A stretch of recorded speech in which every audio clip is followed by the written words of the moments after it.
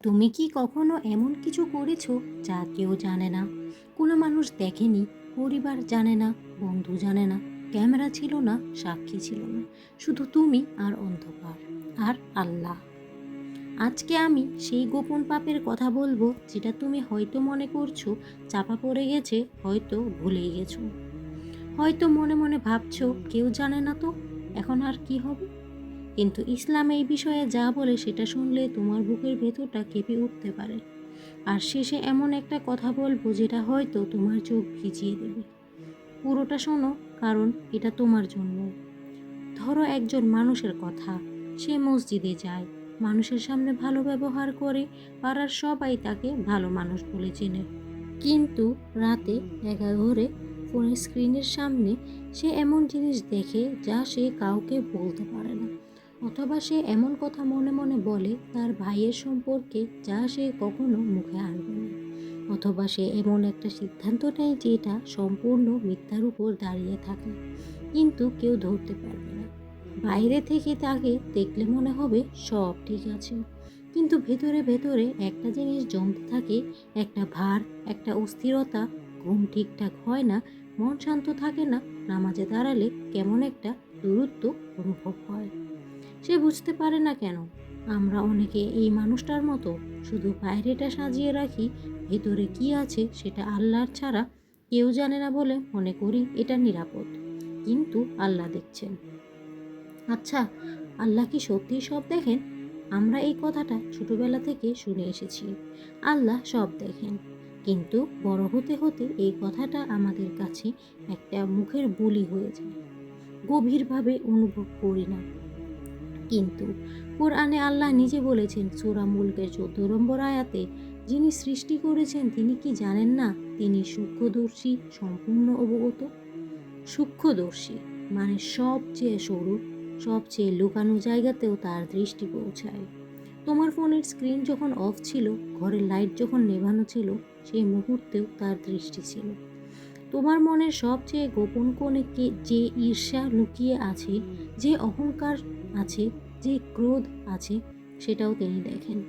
নবী সাল্লাল্লাহু আলাইহি সাল্লাম বলেছেন, আল্লাহ তোমাদের শরীর ও চেহারা দেখেন না, তিনি দেখেন তোমাদের হৃদয় ও কর্ম। এটা সহিহ মুসলিমে আছে। হৃদয় সেই জায়গাটা যেখানে তুমি কাউকে ঢুকতে দাও না, আল্লাহর দৃষ্টি সেখানে সবচেয়ে বেশি। এখন একটু থামো আর নিজের দিকে তাকাও। আমি কিছু গোপন পাপের কথা নাম বলবো, এগুলো শুনতে শুনতে যদি মনে হয় এটা তোমার কথা বলছে, সেটাই আজকের এই অডিওর উদ্দেশ্য। প্রথমটা হলো গোপন অহংকার। বাইরে বিনয়ী, ভেতরে নিজেকে সবার চেয়ে ভালো মানুষ মনে করা। মনে মনে ভাবা আমি এর চেয়ে অনেক ভালো মানুষ, আমি ওর মতো না। এটা মুখে বলা না হলেও হৃদয়ে এটা বসে থাকে। আর হৃদয়ে অহংকার সবচেয়ে বিপজ্জনক, কারণ এটা ধরাই যায় না।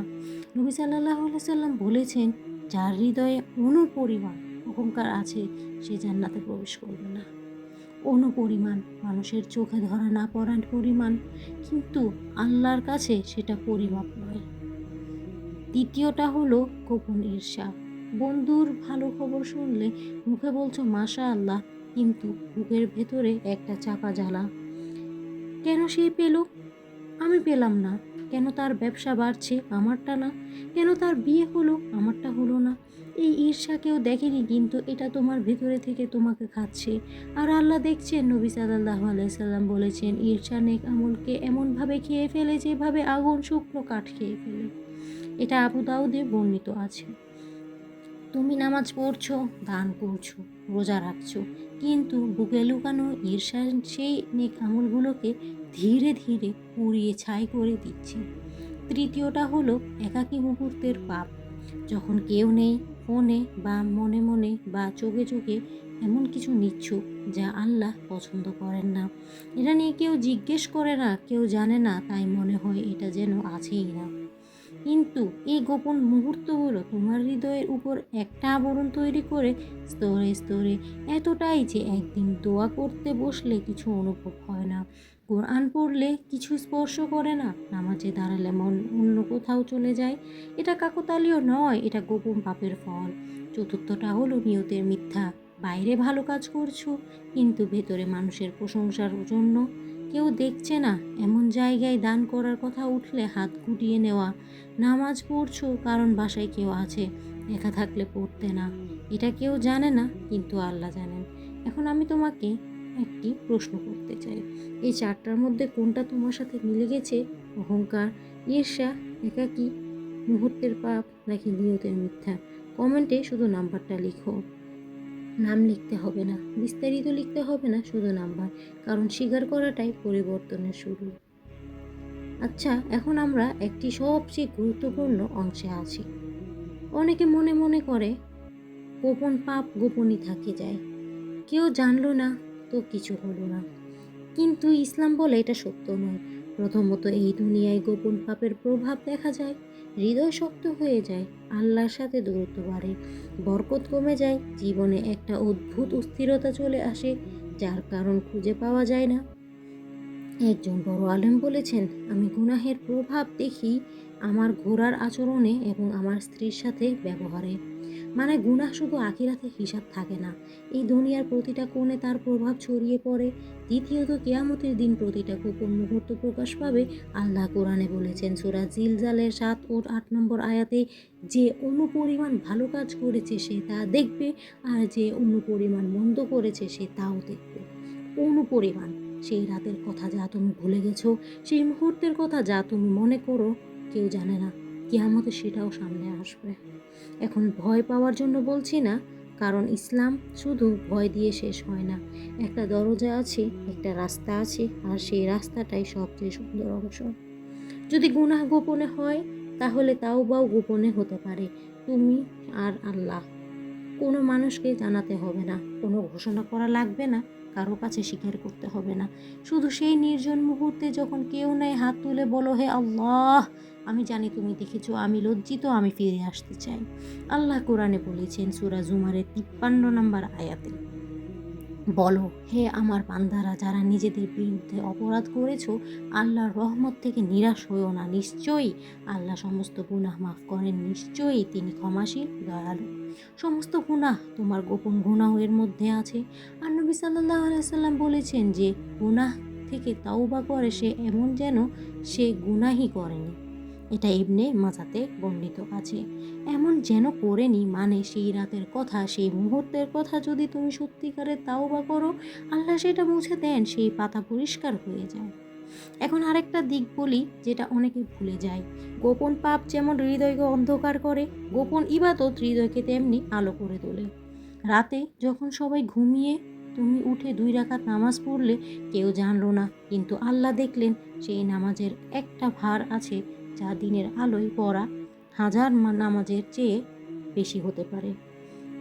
গোপনে কাউকে সাহায্য করলে, কাউকে একটু টাকা দিলে যাতে কেউ না জানে, সেই দানের একটা আলো আছে যা তোমার হৃদয়ে সরাসরি প্রবেশ করে। গোপনে কারো জন্য দোয়া করলে, এমন কারো জন্য যে হয়তো তোমার বিরুদ্ধেও গেছে, সেই দোয়ার একটা শক্তি আছে যা তোমার নিজের জীবনে ফিরে আসে। নবী সাল্লাল্লাহু আলাইহি সাল্লাম বলেছেন, কিয়ামতের দিন আল্লাহর আরশের ছায়ায় 7 ধরনের মানুষ থাকবে। তাদের মধ্যে একজন হলো সে যে এত পরিমাণে দান করলো গোপনে, যে তার বাম হাত জানে কিন্তু তার ডান হাত জানে না সে কি দিয়েছে। এটি বুখারী ও মুসলিমে বর্ণিত আছে। এবার আরশের ছায়া, সেই দিন যেদিন সূর্য মাথার উপর থাকবে এত কাছে যে মানুষ ঘামে ডুবে যাবে, সেই দিন সেই মানুষ ছায়ায় থাকবে যে গোপনে দিয়েছিল, মানে গোপনে দান করেছিল। তার মানে গোপন জায়গাটা শুধু পাপের জায়গা নয়, এটা হতে পারে তোমার সবচেয়ে বড় ইবাদতের জায়গা। এখন একটা কথা বলি যেটা একটু কঠিন কিন্তু জরুরি।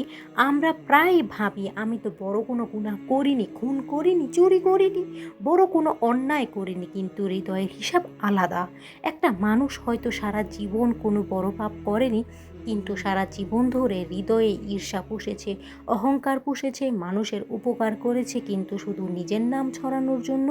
আল্লাহর সামনে সেই হৃদয় কতটা পরিষ্কার। আর আরেকজন হয়তো অনেক পাপ করেছে কিন্তু সে জানে সে পাপী, সে লজ্জা পায়, সে বারবার ফিরে আসে, তার হৃদয় নরম, আল্লাহর সামনে সে বারবার ভেঙে পড়ে। নবী সাল্লাল্লাহু আলাইহি সাল্লাম বলেছেন, সাবধান, শরীরের মধ্যে একটি মাংসপিণ্ড আছে, সেটা ঠিক থাকলে পুরো শরীর ঠিক থাকে, সেটা নষ্ট হলে পুরো শরীর নষ্ট হয়। সেটা হলো হৃদয়। এটি বুখারী ও মুসলিমে আছে। হৃদয় ঠিক থাকলে সব ঠিক, হৃদয় নষ্ট হলে বাকি সব বাহ্যিক আমল একটা খালি খোলস হয়ে যায়। তাই আজকের প্রশ্ন শুধু তুমি কি করেছো তা নয়, প্রশ্ন হলো তোমার হৃদয়ের ভেতরে কি আছে। একটা ছোট গল্প বলি। একজন মানুষ একদিন রাতে এমন একটা গুনাহ করলো যা তার জীবনে প্রথমবার পরে অনেক লজ্জা পেল, কিন্তু লজ্জাটা কাউকে বলতে পারলো না। বলার মানুষ নেই, বলা যায় না। সে শুধু জায়নামাজে বসলো, কিছু বলল না, শুধু কাঁদলো অনেকক্ষণ। সেই রাতে তার ভেতরে কিছু একটা ভাঙলো, আর তারপর থেকে সে আর আগের মতো ছিল না। ভালো অর্থে নয়, অনেক ভালো হয়ে গেল। পরে সে বলেছিল, সেই গুনাহ না হলে হয়তো আমি আল্লাহর এত কাছে কখনো যেতাম না। সেই ভাঙাটাই আমাকে গড়েছে। আল্লাহ কখনো কখনো আমাদের গোপন দুর্বলতার মাধ্যমে আমাদের তার দিকে ফেরান। তুমি যে গোপন পাপ নিয়ে লজ্জায় বসে আছো, সেটাই হয়তো তোমার সবচেয়ে বড় সুযোগ। সেটাই হয়তো সেই দরজা যেটা দিয়ে তুমি আল্লাহর সবচেয়ে কাছে পৌঁছাতে পারবে। আজকে শেষ করার আগে তোমাকে আমি একটাই কথা বলতে চাই, তুমি যা করেছো, যা কেউ দেখেনি, যা তুমি ভেবেছিলে চাপা পড়ে গেছে, আল্লাহ সেটা দেখছেন। কিন্তু তিনি শুধু দেখেননি, তিনি অপেক্ষাও করেছেন তোমার ফেরার জন্য। তোমার ফেরার অপেক্ষায় তিনি এখনও আছেন। নবী সাল্লাল্লাহু আলাইহি সাল্লাম বলেছেন, আল্লাহ রাতে তার হাত প্রসারিত করেন যাতে দিনের পাপী তাওবা করে, আর দিনে তার হাত প্রসারিত করেন যাতে রাতের পাপী তওবা করেন। এটা চলতে থাকবে যতদিন না পশ্চিম দিক থেকে সূর্য ওঠে। এটি মুসলিমে বর্ণিত আছে। পশ্চিম দিক থেকে সূর্য ওঠার আগ পর্যন্ত, কিয়ামতের আগ পর্যন্ত, প্রতিটা রাতে, প্রতিটা দিনে তিনি হাত বাড়িয়ে আছেন তোমার দিকে। তাই আজকে রাতে যখন একা থাকবি, সেই মানুষটার কথা মনে করো যে এত বছর ধরে বাইরে ভালো সেজে ভেতরে ভার বহন করছে। আর একটু ভাবো, এই ভারটা নামিয়ে দেওয়া যায় আজকে রাতে। শুধু বলো, হে আল্লাহ, তুমি দেখেছো, আমি জানি আমি লজ্জিত, আমাকে মাফ করো, আমি ফিরতে চাই। এইটুকুই যথেষ্ট, কারণ তিনি শুনছেন, এখনই শুনছেন। হে আল্লাহ, আমাদের হৃদয়কে পরিষ্কার করুন, গোপন পাপ থেকে রক্ষা করুন, আর যা হয়ে গেছে তা মাফ করে দেন। আমিন। আজ বিদায় নিচ্ছি, দেখা হবে পরবর্তী কোনো একটি ভিডিওতে ইনশাআল্লাহ। আসসালামু আলাইকুম ওয়া রাহমাতুল্লাহ।